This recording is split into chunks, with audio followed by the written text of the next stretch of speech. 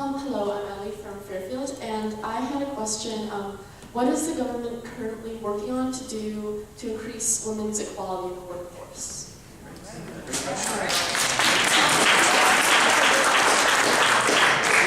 So as much as things have changed in the last 50 to 75 years, they have not.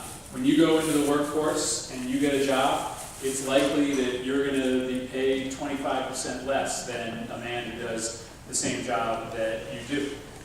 If some people in Washington get their way, your insurance plan is not going to cover the full extent of the health care services that you should be owed as a woman in the workplace. And as far as we've come from a day in our not so distant future when women couldn't even show up and exercise their right to vote, we still have a long way to go, both from an economic and a healthcare perspective. This has been one of the causes of my political career, is standing up for women's economic rights and healthcare rights. If you paid any attention to this last campaign, it was a major difference between me and my opponent, and I was glad to show off that difference. And I hope to make progress. That means passing the Women's Pay Equity Act, sponsored by Elizabeth Warren. And it means standing up against these ongoing assaults on women's health care benefits so that we make sure that comprehensive access to reproductive health care is a standard part of every health care plan that's sold in this country. So I think it's a great question. I'm glad you asked it, because the hope is that by the time that you guys are ready to run for the United States Senate, you're not going to have a young woman showing up at your forum and asking the same question.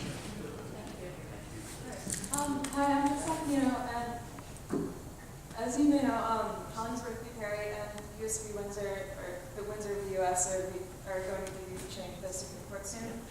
So what do you think that the government is planning to do to enforce pay rates? Because in this society, I believe that everybody should have equal rights.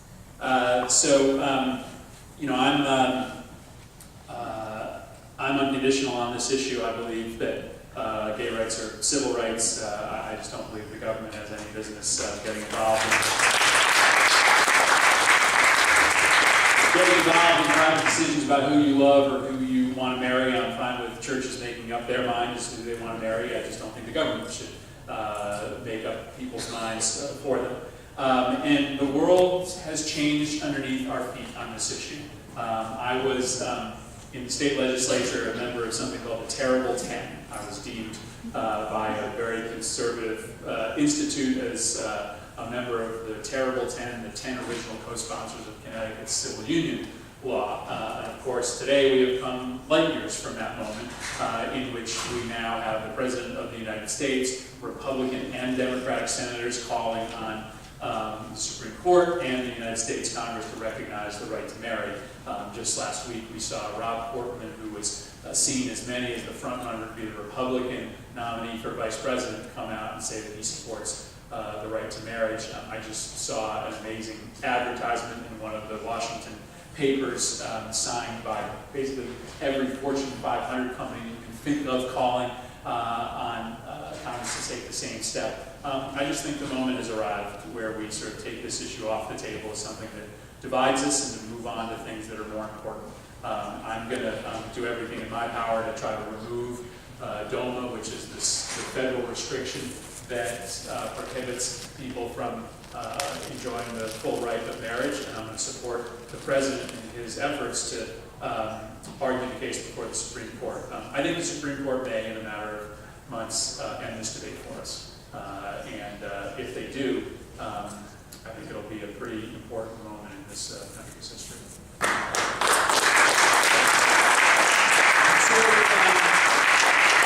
So I can do this one more time today, and my voice is already getting scratchy. But so I am just totally sincere in my ask that you tell me what you think in as many ways as possible. And for those who are here that disagree with me on any of these things, don't give up on me, because I am known to change my mind. And you know what? I don't see that as a weakness.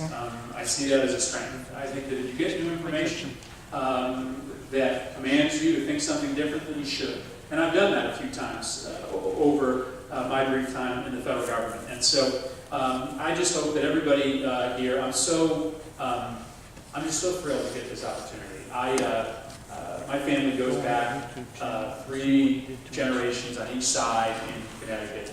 I came back here right after I graduated college to get involved in the community that I love. This is the honor of my lifetime, being able to represent the state that's meant so much to me and my family.